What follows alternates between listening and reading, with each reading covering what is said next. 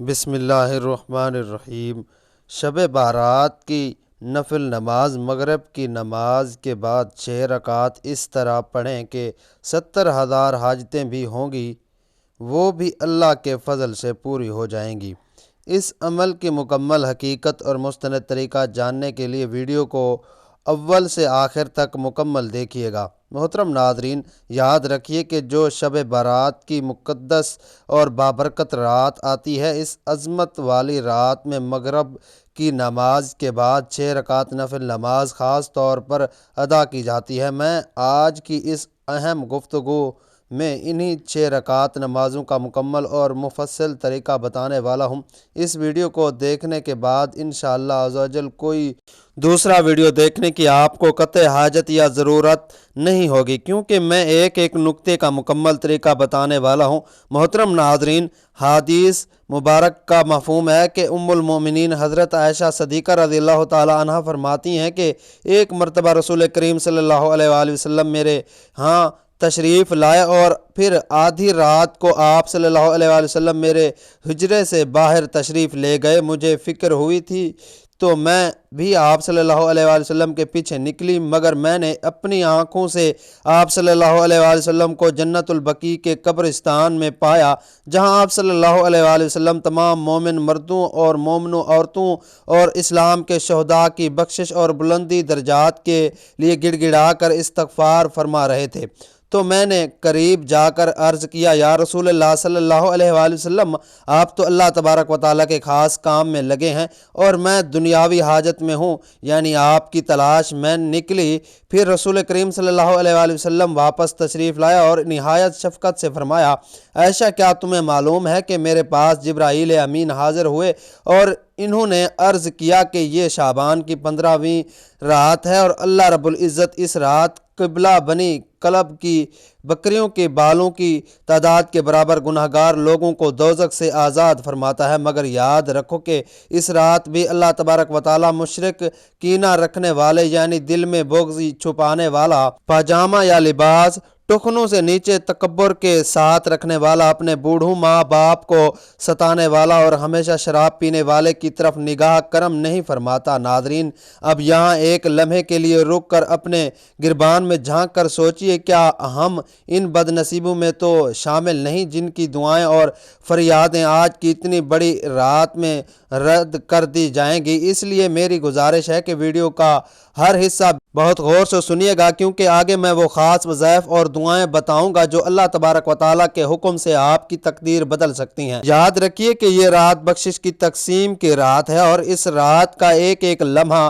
کروڑوں سال کی عبادت سے بہتر ہو سکتا ہے اگر ہم خلوص دل اور سچی توبہ کے ساتھ اللہ کو پکاریں۔ علماء کرام فرماتے ہیں کہ جیسے کسی پودے کو پھل دینے سے پہلے پانی کی ضرورت ہوتی ہے، ویسے ہی رمضان المبارک کی بہاریں سمیٹنے کے لیے شعبان کی یہ رات توبہ کے آنسوں کا پانی مانگتی ہیں۔ اگر آج ہم نے اپنے گناہوں پر نادم کے 2 آنسوں بہا لیے تو ہمارا نام بھی ان خوش نصیب لوگوں کی فہرست میں شامل ہو جائے گا جنہیں اللہ تبارک و تعالیٰ نے جہنم سے ہمیشہ کے لیے آزاد کر دیا ہے۔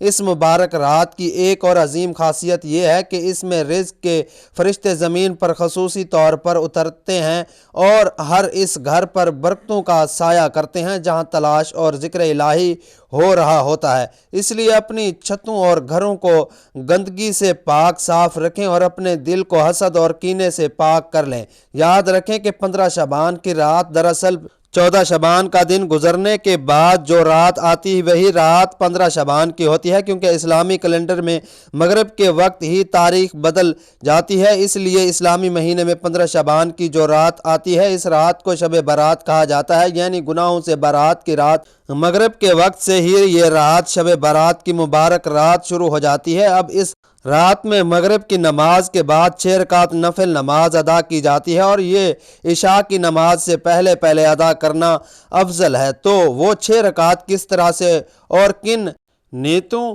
کے ساتھ ادا کرنی ہے وہ مکمل طریقہ میں آپ بتا رہا ہوں۔ سب سے پہلے تو آپ مغرب کی نماز باجماعت ادا کریں، کیونکہ وہ فرض نماز ہے اور فرض کا درجہ سب سے بلند ہے۔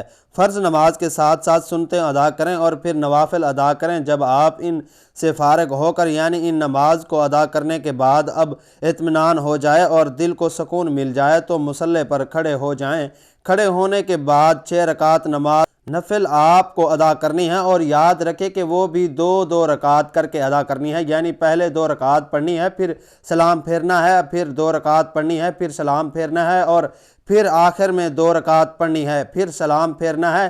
اسی طرح 2 رکعت کر کے 3 مرتبہ میں آپ کل 6 رکعت ادا کریں گے۔ پہلی 2 رکعت سب سے پہلے آپ کو پہلی 2 رکعت نفل نماز کی نیت کرنی ہے۔ نیت آپ اسی طرح کریں گے جیسے دوسری نمازوں میں کرتے ہیں۔ نفل نماز میں اسی طرح سے آپ کو دل سے نیت کرنی ہے، بس ذہن میں ایک خاص خیال اور مقصد لانا ہے کہ ان 2 رکعت کے وسیلے سے آپ ان کے صدقے سے اللہ تبارک و تعالیٰ میری زندگی اور عمر میں فراخی فرمائے، میری عمر میں برکت فرمائے اور مجھے ایمان کے ساتھ عمر دراز کرے۔ یہ بات اپنے ذہن میں رکھیں، یعنی عمر درازی کے لیے اور عمر میں خیر و برکت اور بڑھوتری کے لیے آپ نے یہ نماز ادا کر رہے ہیں۔ نیت باندھنے کے بعد دوسری عام نمازوں میں جس طرح سے آپ پہلے ثنا اور پھر سورت فاتحہ یعنی الحمدللہ رب العالمین کا پورا سورہ پڑھتے ہیں، اس کے ساتھ کوئی بھی سورت جو آپ کو یاد ہو ملاتے ہیں، پھر رجوع کریں گے۔ رجوع کرنے کے بعد سمیع اللہ لمن حمیدہ کہہ کر سیدھے کھڑے ہوں گے، پھر سجدے میں آ جائیں اور اللہ اکبر کہہ کر 2 سجدے اطمینان سے کریں۔ 2 سجدے کرنے کے بعد دوسری رکعت کے لیے کھڑے ہو جائیں، پھر دوسری رکعت میں بھی اسی طرح سے 1 مرتبہ سورت فاتحہ اور اس کے بعد کوئی دوسرا سورت ملائیں۔ اس کے بعد پھر رکوع اور سجدہ وغیرہ کریں جیسے دوسری نمازوں کی طرح کرتے ہیں۔ تمام ارکان مکمل کرنے کے بعد جب آپ تشہد میں بیٹھیں گے تو درود ابراہیمی پڑھیں اور دعا مسعورہ پڑھیں۔ یہ سب پڑھنے کے بعد آپ دائیں اور بائیں سلام پھیریں گے۔ یہ آپ کی پہلی 2 رکعت نماز مکمل ہو گئی۔ 2 رکعت نماز مکمل ہونے کے بعد اب مصلی پر بیٹھے بیٹھے 1 مرتبہ سورہ یاسین شریف کی تلاوت کریں گے۔ اگر کسی وجہ سے آپ سورہ یاسین نہیں پڑھ سکتے یا وقت کم ہے تو آپ 21 مرتبہ سورۃ اخلاص پڑھیں گے، یعنی قل هو اللہ احد کی پوری سورت 21 مرتبہ تکرار کے ساتھ پڑھیں گے۔ یاد رکھیے کہ سورہ یاسین کی ہر آیت پر اللہ تبارک و تعالیٰ کے رحمت کا خاص نزول ہوتا ہے، اور جو شخص اس نیت سے تلاوت کرتا ہے اللہ اس کی تمام بند مشکلیں آسان فرما دیتا ہے۔ تلاوت کے دوران اپنی زبان کو اللہ کے ذکر سے ہر پل تر رکھیں اور دل میں اسی یقین کو پختہ کریں کہ جس رب کریم نے ہمیں بن مانگے اتنی بڑی زندگی دی ہے وہ اس رات مانگنے پر سکون اور عافیت بھی ضرور دے گا۔ یہ کلام الہی کا نور آپ کے اندھیروں قبر اور حشر کی گرمی میں کام آئے گا۔ دوسری 2 رکعت یہ پڑھنے کے بعد پھر سیدھا مصلی پر کھڑے ہو جائیں گے۔ کھڑے ہونے کے بعد پھر اگلی 2 رکعت میں نماز کی آپ کو نیت کرنی ہے۔ اب ان 2 رکعت کو پڑھنے سے پہلے اور نیت باندھنے سے پہلے آپ کے ذہن میں ایک اہم بات ہونی چاہیے۔ وہ بات یہ ہے کہ اللہ تبارک و تعالیٰ ان 2 رکعت کی برکت سے میرے گھر میں رزق کی برکت عطا فرمائے اور مجھے تمام نگہانی آفتوں اور زمین اور آسمان کی بلاؤں سے ہمیشہ محفوظ فرمائے۔ ذہن میں یہ نیت رکھنی ہے کہ مجھے بلاؤں، آفتوں اور تمام مصیبتوں سے اللہ محفوظ رکھے اور میرے گھر میں برکتیں نازل ہوں۔ یہ کہنے کے بعد آپ نیت کریں گے اور اللہ اکبر کہہ کر ہاتھ باندھ کر نیت کریں گے جیسے دوسری نمازوں میں کرتے ہیں، بالکل ویسے ہی جیسے پہلے آپ نے 2 رکعت ادا کیا اسی طرح سے آپ ہر ارکان میں ادا کریں گے۔ رکوع، سجدہ اور تشہد وغیرہ سب مکمل کریں گے۔ 2 رکعت مکمل ہونے کے بعد آپ کو سلام پھیرنا ہے۔ سلام پھیرنے کے بعد بیٹھے بیٹھے پھر سے آپ کو 1 مرتبہ سورہ یاسین شریف پڑھنی ہے۔ اگر آپ کو سورہ یاسین زبانی یاد نہیں ہے یا آپ دیکھ کر نہیں پڑھ سکتے تو آپ 21 مرتبہ پھر سے سورۃ اخلاص یعنی قل هو اللہ احد کا سورہ مکمل پڑھیں گے۔ اب آپ کی 4 رکعت نماز مکمل ہو گئی۔ اب یہاں ایک نہایت خاص بات نوٹ فرمائیے کہ آج کل بہت سے لوگ رزق کی تنگی اور معاشی تنگی کا رونا روتے ہیں، لیکن وہ یہ نہیں جانتے کہ شب برات کی یہ خاص نوافل رزق کے بند دروازے کھولنے کی بہترین کنجی ہے۔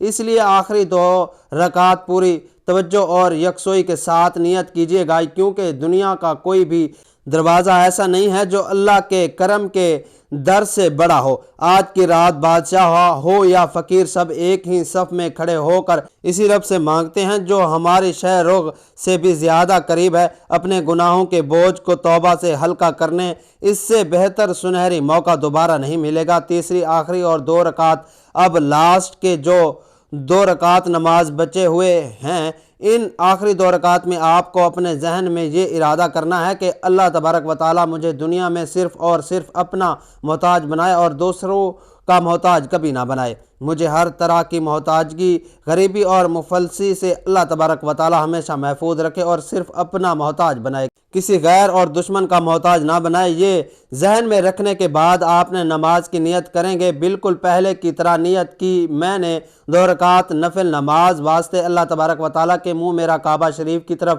اللہ اکبر یہ کہنے کے بعد آپ پہلے نماز کی طرف یہ نماز بھی مکمل ادا کر لیں گے۔